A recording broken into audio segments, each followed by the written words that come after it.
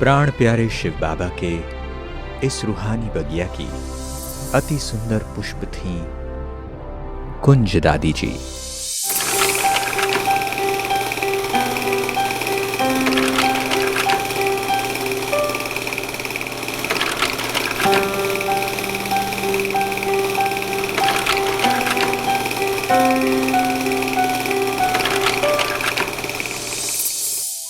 आपका जन्म 21 मार्च 1927 को सिंध हैदराबाद में हुआ। दादी जी का बाल्यकाल ओम मंडली में ही ब्रह्मा बाबा के अंग संग गुजरा। आपकी अलौकिक माता दादी सती के साथ आप पहली बार बाबा के सत्संग में गई थीं। बाबा के मुख से निकले हुए एक एक शब्द दादी के दिल को छूते गए और उस नन्ही सी उम्र में ही उन्होंने सात्विकता और सादगी को अपने जीवन का मूल मंत्र बना लिया। परिवार में विरोध होने के बाद वह अपने माताजी सहित बाबा के पास ही सदा के लिए आ गए और उन्होंने बाबा को ऐसे स्वीकार किया जैसे वही उनके सच्चे पिता हैं।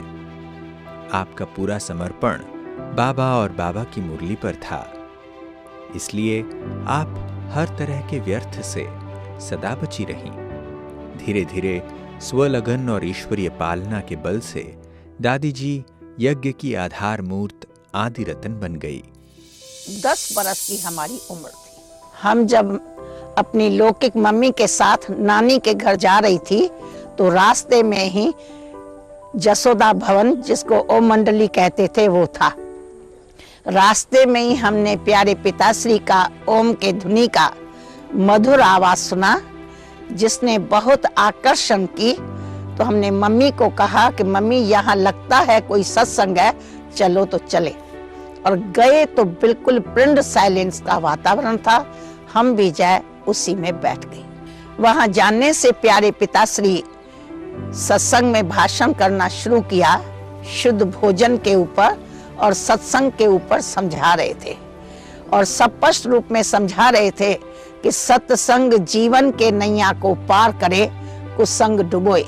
इसलिए बच्चे, आज के युग में सिनेमा आदि को मत देखना, क्योंकि जैसा चित्र देखता है वैसा चरित्र बनता है। जो भी शिक्षाएं दी, उस शिक्षा में शिक्षा के साथ साथ उसको पालन करने की समर्थी भी उसी टाइम ही दे दी। जब हम इस ईश्वरी विश्वविद्यालय से बॉम्बे में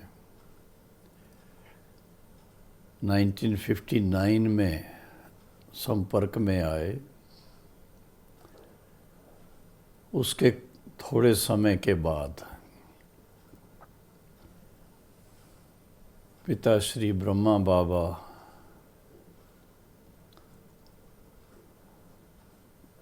उसी वर्ष बॉम्बे में पधारे थे और उस समय पटना से पहले दादी प्रकाश मणि जी और जलान बाबू जी बाप दादा से मिलने के लिए आए थे। उस समय दीदी मनमोहिनी भी पधारी थी और उसके बाद फिर हमारे और बड़ी बहनें व भाई आए, उनमें कूंज दादी भी थी।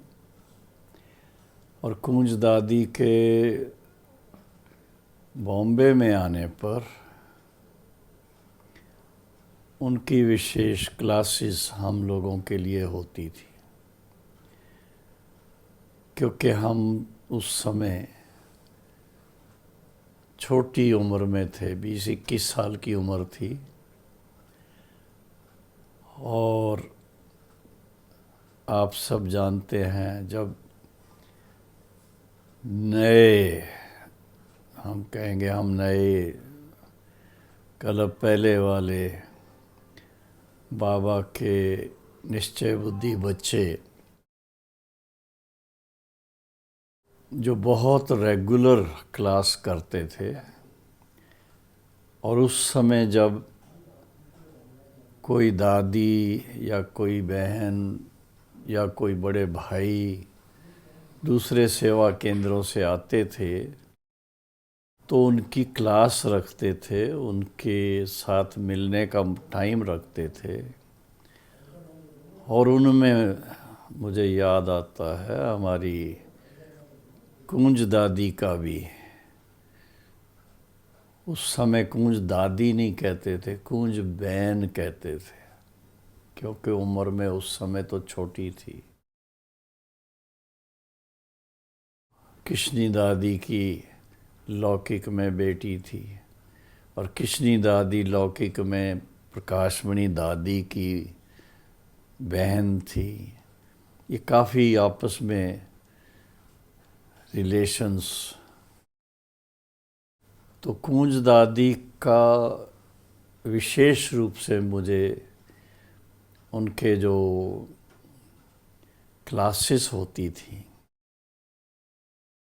क्लासेस में ज्ञान की स्पष्टता जितनी उनके पास थी, दूसरी बहनों भाइयों की भी, लेकिन उनकी वर्णन करने की जो शैली थी बहुत गहराई और स्पष्टता की थी। और जब वो योग कराती थी तो योग में भी बहुत अच्छे अनुभव होते थे। और फिर उसके बाद ये भी मुझे याद है कि वो पटना से पहले दिल्ली में थी और दिल्ली में शुरू में भ्राता जगदीश चंद्र जी ने जब ज्ञान लेना शुरू किया तो कूंज दादी ने उनको सप्ताह कोर्स कराया था।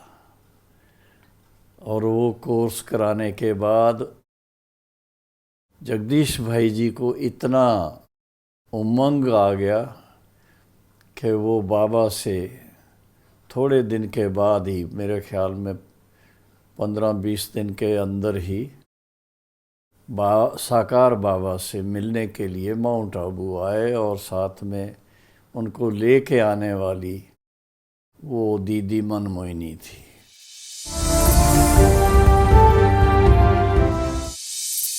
थोड़ा सा कुंज दादी का परिचय सुनाऊंगी कि कुंज दादी प्रकाशमणि दादी की सबसे बड़ी बहन सती दादी की बेटी कुंज दादी।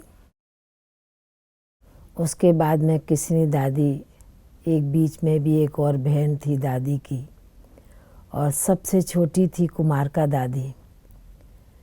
तो लौकिक में 4 बहनें थी, पर बड़ी बहन की बेटी कुंज दादी थी। किशनी दादी की भी 2 बेटियां थीं, मोहिनी बहन और सीलू बहन। तो मैंने तो कुंज दादी को अपने कहें छोटेपन से, जब मैं 12-13 साल की थी तब से कुंज दादी को देखा। तो मैंने एक बार अनुभव किया दादी के साथ, कुंज दादी के, कि एक बार कलकत्ते में भट्टी, योग भट्टी चल रही थी 2-3 दिन की। और उस समय दादी ने इतनी पावरफुल योग भट्टी कराई जो ऐसे लगा हम सभी जो बहनों की भट्टी थी। और दादी ने इतनी अच्छी कमेंट्री, इतना योग के वाइब्रेशन के द्वारा ऐसे हमको लगा कि हम जैसे कि इस दुनिया से परे दूसरी दुनिया में चले गए हों। तो हमने देखा कि शुरू से ही कुंज दादी में विशेषता रही कि किसी को भी थोड़ा भी ज्ञान सुनाती थी, थोड़ा भी बाबा का परिचय देती थी, वो आत्मा उनके सन्मुख आने पर वो आत्मा शक्तिशाली बन जाता था। ऐसा कई बार मैंने अनुभव किया। तो इसलिए पूरा ही ईस्टर्न जोन पर दादी के साथ अंग संग रहकर, कंधे से कंधा मिलाकर दादी ने सेवाएं की है। तो हम तो ऐसे कहेंगे कि ऐसे विशेष दिन पर 2 तारीख को कुंज दादी ने अपना कहें पुराना शरीर छोड़ा और बाबा की गोद में गई, अभी वतनवासी बनी। ऐसी दादी के लिए तो हम सभी के मन से, हमारे अपने मन से यही दुआएं निकलती हैं कि ऐसी दादियाँ हर युग में तो कहीं नहीं मिलेंगी, पर कल्प में संगम युग पर ही मिलती हैं। तो ऐसी दादी को हमारी तरफ से सत सत नमन करते हैं। और दादी तो बहुत ही अंत के समय बहुत ही न्यारी प्यारी होकर रही और सभी को उसी प्रकार पालना देती रही। तो इसलिए मेरे को तो दिन लास्ट दिन के याद आते हैं। कुंज दादी ने 2 तारीख को शरीर छोड़ा और उनके 13वें 14 दिन के बाद ही परदादी ने शरीर छोड़ा 15 मार्च को। तो ये भी हम देखते हैं कि कितना ना दादियों का आपस में प्यार, इतना सिने जिगरी, जो एक के पीछे एक हैं, कहीं आत्माएं, कहीं दादियाँ, कहीं हमारी वतनवासी बनी, फरिश्ता बनी। तो ऐसी दादी को हम विशेष ऐसे दिन पर विशेष नमन करते हैं, नतमस्तक करते हैं। मैं शुरू में ज्ञान में आई, कुंज दादी जी के द्वारा हमें ये ईश्वरीय ज्ञान मिला, वो भी बड़े अच्छे अनुभव हैं। दादी जी ने हमारे परिवार को अपने बाल्यकाल का बहुत सुंदर सुंदर अनुभव सुना करके, इस ईश्वरीय ज्ञान में आने का अनुभव सुना करके उन्होंने इतनी अच्छी पालना दी कि थोड़े ही दिनों में हमारे माता पिता, परिवार के हम सभी मिलकर के इस ईश्वरीय ज्ञान के सभी नियमों को बहुत आसानी से पालन करना शुरू किए।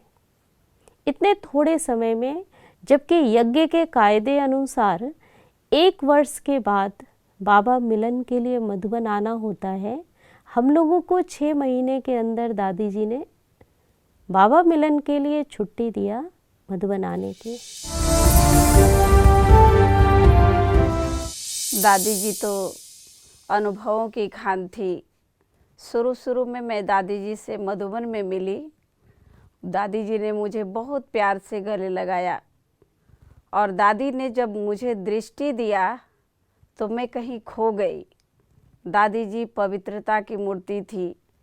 जब भी मैं दादी जी के पास जाती थी, दादी जी बहुत प्यार से हमें बिठाती थी और अपने साथ बिठाकर मुझे खाना खिलाती थी और देखती रहती थी और बोलती रहती थी कि मिठरी कम नहीं खाना, ठीक ठाक से खाना। तो दादी ने मुझे बहुत प्यार दिया, बहुत स्नेह दिया। साक्षात्कार मूर्ति भव का वरदान लेते हुए आप सर्वप्रथम सेवार्थ दिल्ली कमला नगर सेंटर पर गईं। जगदीश भाई जी जैसे महानुभावों को आप ज्ञान में लाने के, बाबा से जोड़ने के निमित्त बनी। धीरे धीरे सेवा का विस्तार बढ़ता गया और बाबा ने आपको ईस्टर्न जोन की जिम्मेदारी सौंपी। दादी जी की पालना में सैकड़ों परिवार के परिवार बाबा पर न्यौछावर होते चले गए। सादगी, यज्ञ के प्रति ईमानदारी और भगवान से अटूट निश्चल प्रेम, इन्हीं दैवी गुणों ने दादी जी को बाबा के दिल तख्त पर बैठा दिया।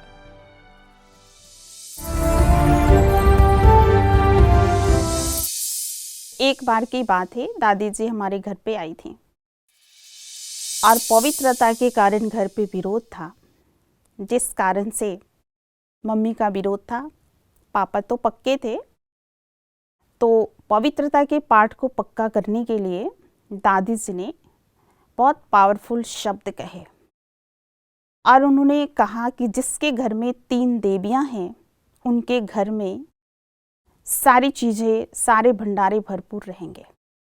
और दादी जी ने ये हमें कहा कि जिसके घर में दुर्गा, सरस्वती और लक्ष्मी, ये 3 देवियां हैं। वो दादी जी के शब्द इतने पावरफुल थे, इतने शक्तिशाली थे, जो आज उनके शब्द ने हम सभी के जीवन को प्रैक्टिकल कर दिया। सचमुच में वो जो दादी जी के दुर्गा शब्द थे वो हमारे जीवन को बिल्कुल परिवर्तन किया। आज जो कुछ हूँ दादी जी के शब्द ही हैं जो आज मैं यहाँ हूँ, और पूरा जीवन, क्योंकि दादी जी ने भविष्य के बारे में भी जान लिया कि इनका भविष्य क्या है।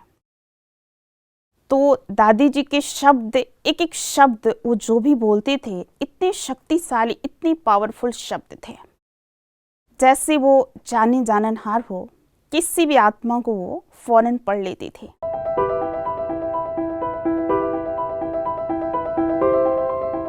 प्यारे पिताश्री ने हमारे माथे पर हाथ रखा, धीरे धीरे मेरी आंखें खुली और बोला कि बेटी पहचानती हो।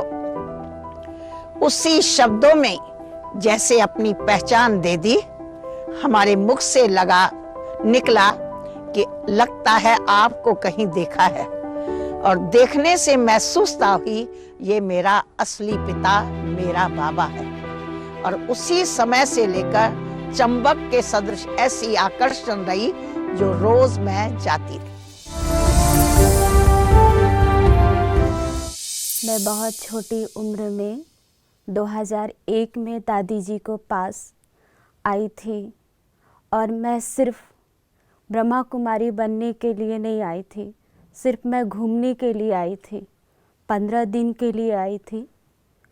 लेकिन मुझे दादी जी के साथ जिस दिन भी आई उस दिन दादी इतने प्यार से हमें इतनी प्यार की पालना दी जो मुझे दोबारा जाने का घर कभी मन नहीं किया। और दादी जी जैसे लौकिक और अलौकिक छोटे कार्य बड़े कार्य कैसे किया जाता है, मैं अस्थूल सेवा बहुत खुशी से करती थी। तो दादी जी देख करके बहुत मुस्कुराते थे और बोलते थे इतनी छोटी है और कैसे कर लेती है। और कोई भी सेवा दादी जी बोलते थे तो मैं ना कभी नहीं करती थी। फिर कुछ दिन के बाद दादी मुझे मुरली सुनाने के लिए बोलती थी कि मुरली कैसे सुनाया जाता है उसको भी आपको सीखना है। तो सबसे पहले 6:30 बजे दादी बोलती थी जाओ योग कराओ, और उसके बाद जब मैं आऊँगी तो क्लास में तुम मुरली सुनाना, मुरली के पॉइंट। तो मैं मुरली याद करके रखती थी, वरदान स्लोगन, और क्लास में सुनाती थी। फिर दादी पीठ ठट्ठा करके बोलती थी कि बहुत अच्छा सुनाया। एक बार की बात है कि मेरे लौकिक घर के पास जब सेंटर था तो एक बहुत बड़ा कार्यक्रम था जिसमें दादी जी आए थे। तो उस समय दादी जी का जो क्लास था और माँ मेरी लौकिक माँ उस समय दादी का क्लास में बैठी थी। और जब दादी जी का उन्होंने प्रवचन सुना, सुनने के बाद कौन से उनको जादू लगी, उसके बाद से वो आते ही घर में जैसे लगा कि कितने वर्षों से वो ज्ञान में चल रही हो, उनके अंदर वो धारणा, वो शक्ति दिखाई देने लगा। तो मैंने ऐसा देखा कि दादी जी के शब्द जो थे ना, वो जो कहते थे वो कैसे सामने वाले को एक जादू के तरह असर करता था। तो ये कमाल थी दादी जी की। मेरा ड्यूटी था किचन में भोजन बनाने का। जब मैं भोजन बनाती थी दादी जी जाकर देखती थी और फिर बताती थी कि इसको ऐसे करो। फिर मैं सिलाई भी करती थी तो दादी जी आकर अपने हाथ से पकड़कर और कपड़ा को एकदम एक साथ कैसे सिलाई करना है, अच्छे से फिनिशिंग सिलाई करनी है, वो सब दादी जी हमको बताती थी। और दादी जी ने हर चीज़ सिखाया, जहाँ तक कि थोड़ा सा धागा भी निकला रहता था तो भी दादी जी कहती इसको कटिंग करो, दिखना नहीं चाहिए। तो दादी जी ने रूहानी और जिस्मानी दोनों ही सेवा सिखाया हमको। मैं दादी जी के पास आई तो बहुत छोटी में ही आई थी। तो दादी ने कहा कि देखो बच्ची, तुम तो छोटी हो, पढ़ाई भी कम की हो, लेकिन हर चीज़ तुमको हम दुनिया में से रहते हुए भी तुम्हें न्यारा और प्यारा बनने के लिए क्वालिटी देंगे। और आज दादी वही ने हमें सिखाया। पहले उम्र में मैं छोटी आई थी, लेकिन हर तरह से दादी ने हमें सिखाया कि जो भी तुम काम करोगे ना नहीं करना। और आज भी मैं कोई भी काम करती हूँ तो मेरे अंदर वो शक्ति और वो आभास होता है कि दादी ने हमें सही तरह से पालना दे रही है। दादी जी को पहली बार मैं देखी तो दादी को देखकर मुझे ऐसा लगा कि अभी वर्तमान में चैतन्य में देविया दादी हैं। उनके नैन से पवित्रता, मुख पे मुस्कान और चेहरे पर दिव्यता झलका। दादी जी को मैं पहली बार देखी तो ऐसे नहीं लगा मैं पहली बार देख रही हूँ या पहली बार मिली हूँ। लगा कि बहुत ही पहले कई जन्म जन्मांतर दादी से मिली हुई हैं। ऐसे दादी जी से प्यार स्नेह मिला और दादी जी के पास मुझे कुछ महीने रहने का भी मौका मिला। दादी जी मुझे मुरली भी पढ़ाना सिखलाई और दादी जी जो संदली पर बिठाकर और कहती थी, पुष्पा तुम अपना अनुभव सुनाओ, अपना अनुभव सुनाओगी तो लोग उड़ने लगेंगे। दादी जी कहती थी ये ऑलराउंडर टीचर है। भले मेरे अंदर वो विशेषताएं नहीं थी, लेकिन दादी हमारे भविष्य को पढ़कर बता दी कि ये ऑलराउंडर टीचर है। जो भी हूँ मैं दादी की बदौलत हूँ।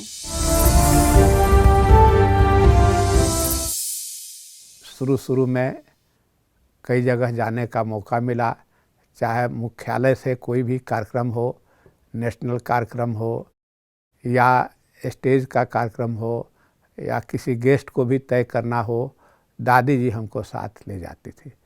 मैंने एक एक चीज़ सिखाया, गवर्नर से कैसे मिलना है, चीफ मिनिस्टर के पास कैसे जाना है या अन्य किसी के पास कैसे जाना है। एमएलए लोग हैं, उन लोगों के पास भी जाने का सौभाग्य मिला। मैंने कोई भी ऐसा नहीं जगह था जहां हम दादी के साथ नहीं गए थे। दादी जी एक कुशल वक्ता थी। जब बाबा के समय में कहीं भी कोई भी सभा में भाषण करने के लिए अगर भेजना होता था तो बाबा ने कुंज दादी जी को सेलेक्ट करती थी। वो हमेशा हम लोग को बताती थी कि चाहे वह बड़े बड़े ऋषि महर्षियों के सभाओं में मुझे जाना होता था, दादी जी जब हम सबको ज्ञान सुनाती थी तो एक मातृत्व की पालना देती थी और ऐसी माँ के रूप में कि जब हम लोग को अगर कोई गलती भी होती थी तो माँ इशारे में ऐसे हमें समझा देती थी कि फिर मैं उसे दोबारा मैं नहीं गलती कर पाता था। 2 मार्च सन 2013 को आपने अपना पार्थिव शरीर त्याग कर बाबा की गोद ले ली। यह ब्राह्मण परिवार आपके जीवन चरित्र से प्रेरणा लेते हुए आपको सच्ची श्रद्धांजलि अर्पित करता है। ओम शांति। ओम शांति।